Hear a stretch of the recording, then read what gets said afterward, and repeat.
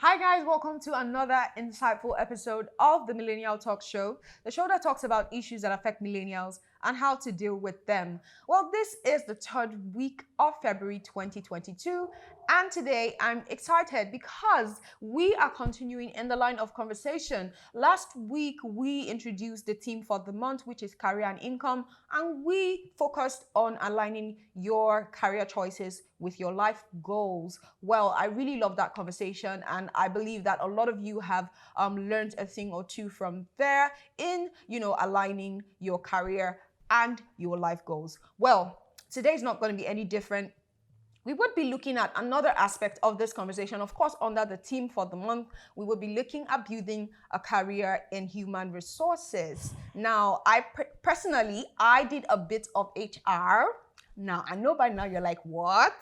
But yes, I actually did. And I find this particular career path quite interesting, although it was just not my thing. So we'll be looking at how you can build a successful career. And of course, I am not the expert. So I have a special guest in the house with me to have this conversation. But before we introduce our guest, when you're building a career, it's definitely not easy, but with passion, determination, and good focus, you can actually build a successful career. Now, career analysts expect that the number of HR jobs would increase in the future. And the salary for HR jobs are above the national average. Now, we know what the minimum wage is. So if you're graduating from school and looking to chase a career in this line, the pay is not bad. But we'll talk about that later. But we'll be introducing our guests in the people. Before then, let's take a quick commercial break. And when we're back, we will be diving right into this conversation without further ado. So don't go anywhere. There is time for everything. It doesn't matter if it's food, work, hobbies, or just life. Millennials are always on the go, trying to make things happen. Millennial Talk, enlightening and supporting millennials on finance and growth for personal development. Join us on Millennial Talk every Thursday by 10 a.m. Start developing yourself today.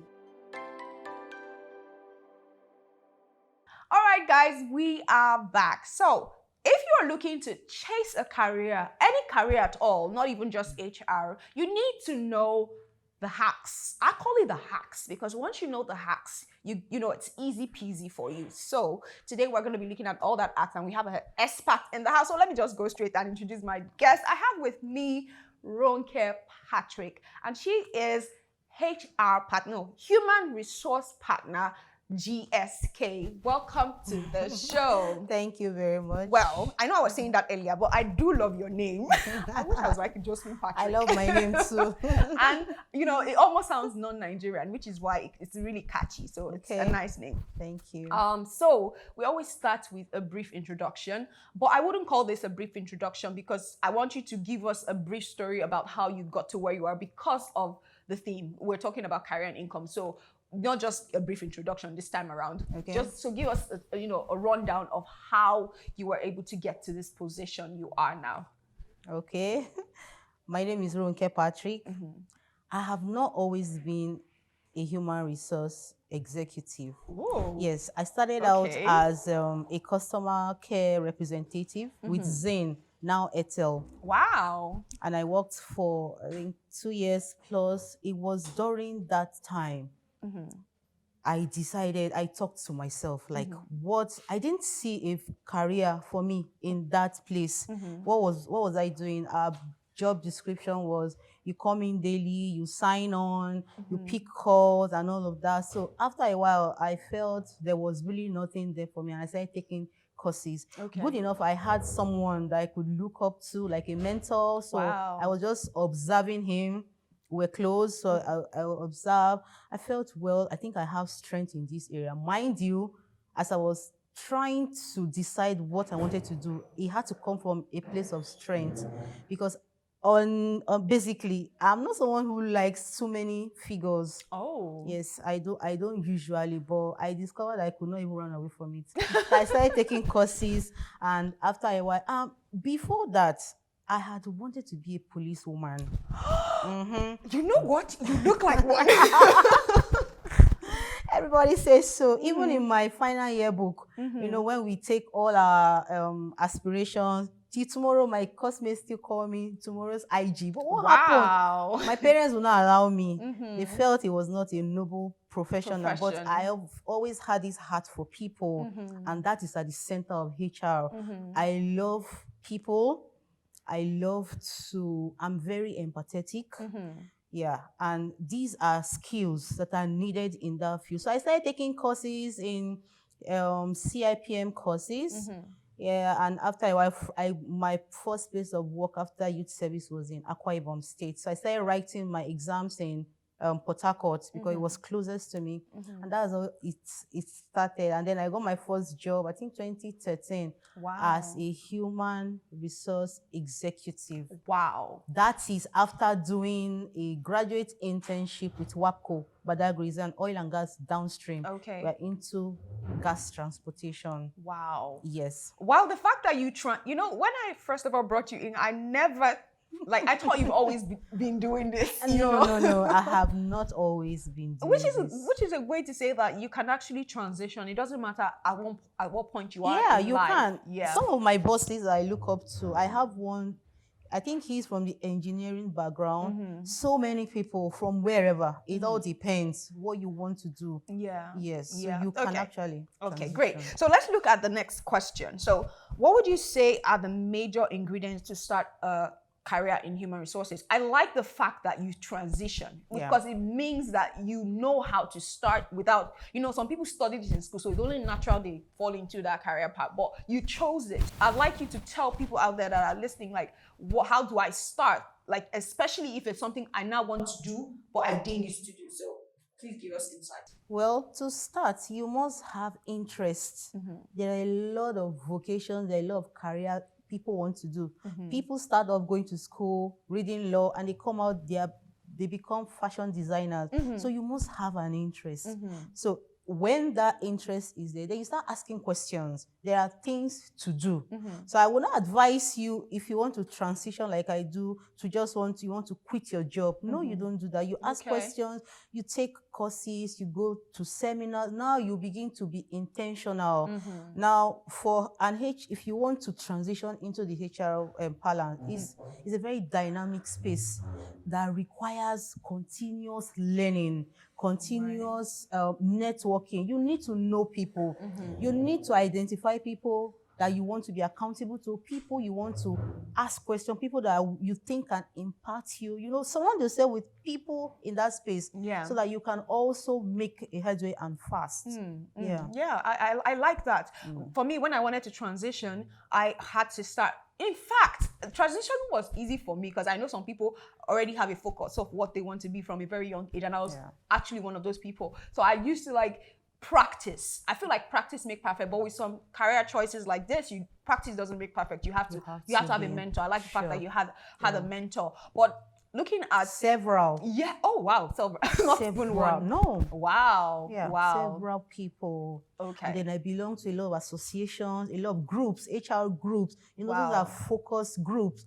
And then as a starter, I wasn't always like this. Like you say, practice peak. So I have spent almost 10 years now. So I won't say I was where I was back in then, 20 exactly. So, but because I had interest in going for seminars, for training, self-sponsored training. Sometimes your organization wants to, but even if they don't, set aside money to go for trainings, to equip, to develop yourself, and then belong to group where you can ask questions. Like now you have an operational issue at work.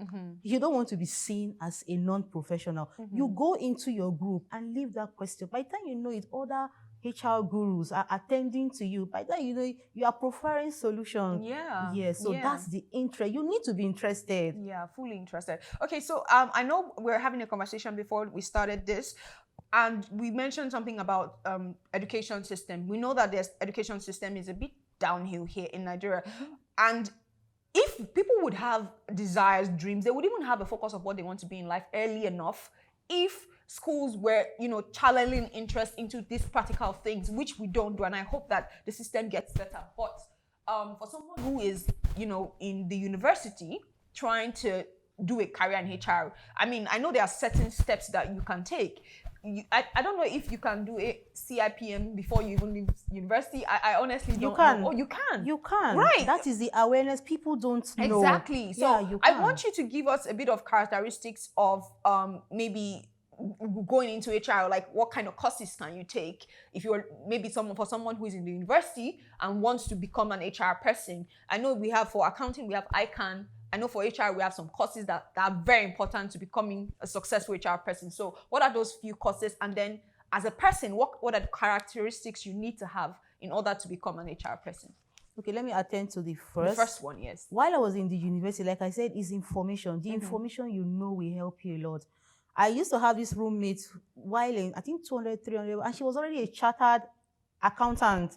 That is information. Wow. Yes. So you can actually be in school. For the HR body in Nigeria, we have the APES regulatory body, which is the Chartered Institute of Personnel Management. Okay. So you could, like I said, ask questions and start taking. In fact, it's better you start taking those courses with your spare time. Then there is a recent development where those of them who are reading in the, I think, Obafemi Awolowo University, when you read the HR courses, if you take those courses, by the time you are graduating, you already have 2 degrees. Wow. One from your school, and I don't know if they've solidified that, but that is ongoing. And then you have the personnel, you have the associate degree.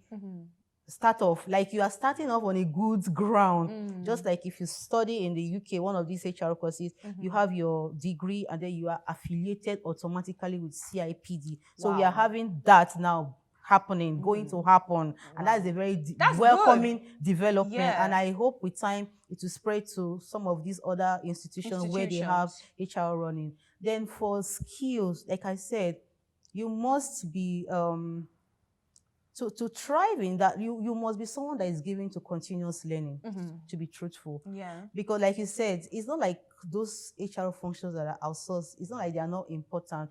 But with time, because the profession is evolving and all of that, so we begin to put away some basic things that you think AI can help with, which is the robot and all of that, and begin to focus on strategic things. So one of the skills that you need as an HR person, you need to be given to continuous learning. You need to have people skill. Remember, in that position, you have access, you come across a lot of people, both the senior, middle, everybody. You need to be able to communicate. That's another skill required. Okay. Communication. Yes, I think it's quite important. Written, verbal. Yeah. Very important.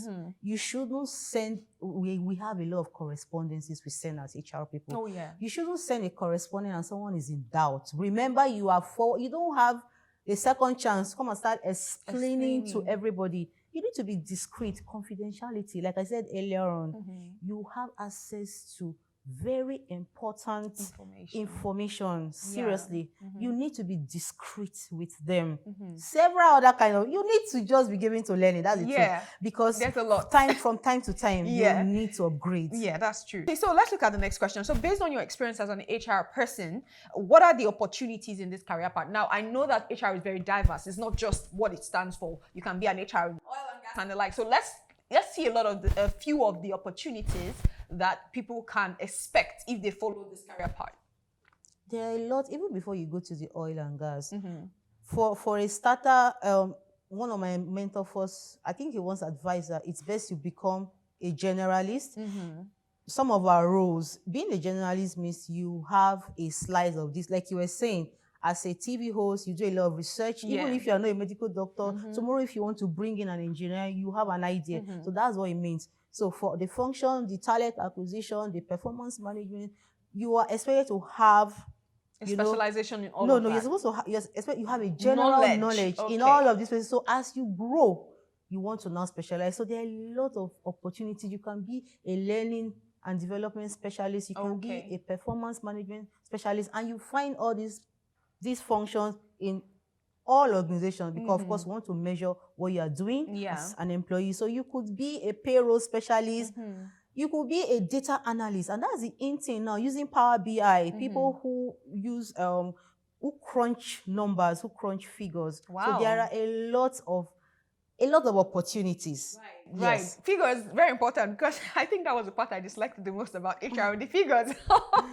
I'll definitely not have specialized in that aspect if I wanted to do HR. Okay. Not. Maybe performance management. Yeah, it's interesting. I love conversations, so I think that would have been a good one. While for me. I think learning and development would have suit you most, because you have so much to give. Like, I'm looking at you, I'm just saying you have so much to give. You're someone that wants to put in front of people, and then you pass on what messages it is you have. Yeah. Yes. Okay. I like them. See, that's why I love HR people. They also are a bit of psychologists. They can determine certain things just by having one conversation with a person. And I think that was the part I found very interesting about HR. So yeah, that's why we're talking about it today. Okay, guys, so let's take a quick commercial break. When we're back, we'll be continuing the conversation. We still have Ronke Patrick here, so don't go anywhere. There is time for everything. It doesn't matter if it's food, work, hobbies, or just life. Millennials are always on the go, trying to make things happen. Millennial Talk, enlightening and supporting millennials on finance and growth for personal development. Join us on Millennial Talk every Thursday by 10 a.m. Start developing yourself today. All right, guys, we are back and we still have our special guest in the house. We've been having quite a great conversation, and I must say I've picked 2 or 3 things from what she has said so far to add value to my life, and I hope that you're doing the same. So to the conversation, so as an HR professional, now, how have you been able to impact your direct environment? I feel like that's a very important question, because people want to know, okay, so we get that you are doing really well in this, but what do you do on a daily basis? How do you directly impact people's lives? Because I know that, like I said, HR is a psychologist as well. So please give us just a little bit of your inner circle. Okay. Being a human resource professional is fun. And again, I'm a mid-level. So basically, the HR function is a support function. Okay. What does that mean? On a day-to-day, you're supposed to support other units. Remember that we have depending on your organization, you always have those who will be in the field, those who will be manufacturing, those who do all manners of things. And when they are stuck or they need vital input from their line managers or whoever, they want to be able to reach out to someone, and that's what we do. Okay. Especially when you are a mid-level. Of course, when you become, even when you get to the senior level, they call them people who do strategic functions, and you still have to support the business. Definitely. So it is all about support. Okay, so what you want to be able to build trust with your employees. Okay. They want to, they need you to be accessible.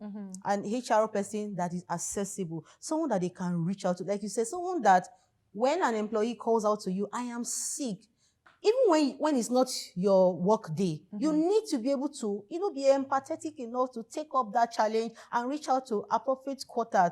Employees just want to know that there is someone I'll be able, exactly, and also don't forgetting you support the business. So you have to find that balance between supporting the employee, supporting the employer. You don't want to expose your business to unnecessary litigation. So sometimes you advise the business as well.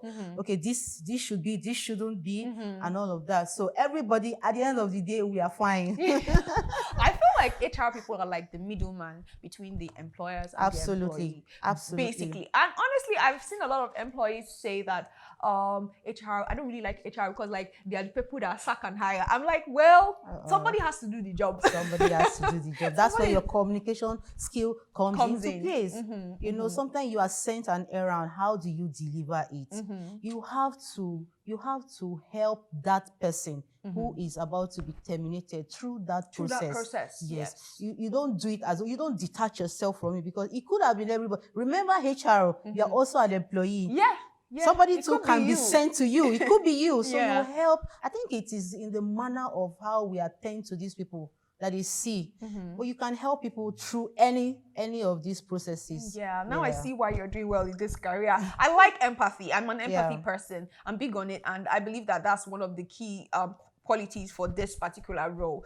Anyways, to the last question, I always like a catchphrase or a golden rule to something, because I believe everything has a golden rule. Just like life has a golden rule. If you want to be successful, you need to work hard. So, what is the golden rule for achieving success in the HR career path? You know, before now, I would have said so many other things. But right now, I think my orientation has changed. My own golden rule would be, you need to be emotionally intelligent.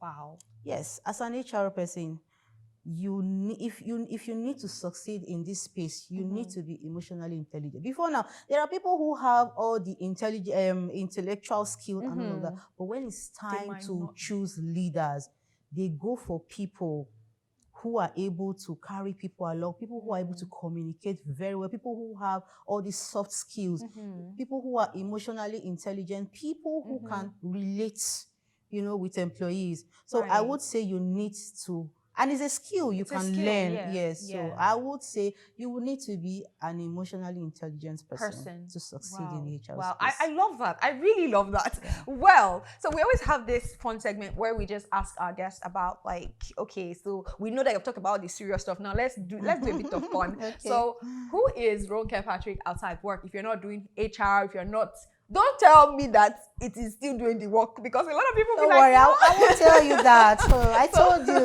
So what do you do? I am not the regular HR person. Oh, yes, that's what if I'm going on the street with my hair, will you know that I'm an HR person? But really, I love the hairdo. It's like a signature. Yeah, it is. Thank you. So tell us about you outside HR. Oh my God. Outside HR, I'm a fun mom. Like, I love to travel. Wow. I just like to do things. I love to go for spas. Ooh, yeah. Oh my God. And I love to be around family. I don't want to tell you I love to read, because being an HR person, reading is serious at this point in time. So I do that in HR. So I love to hang out with friends, movies. I love movies. I love good food as well. Hallelujah to that. And I love to go out. That's just I just like to go out. I like to take self-care. Self-care I love myself. Yeah. Like, actually, even when it comes to career, people sometimes people start like a job and neglect themselves completely. People don't realize that in building your career, building yourself, like, physically, emotionally, mentally, it's all a part of it. I'll tell you. Yeah, because so if you are not a happy person, it will tell on your job. Passing aggression. True. You get to the office, you're frustrated, and you just pass aggression. True. So I think I love the fact that you take care of yourself. And I love to look good as well. I was just going to sometimes, say even when I don't have money, I go for window shopping. Well, you know, my style.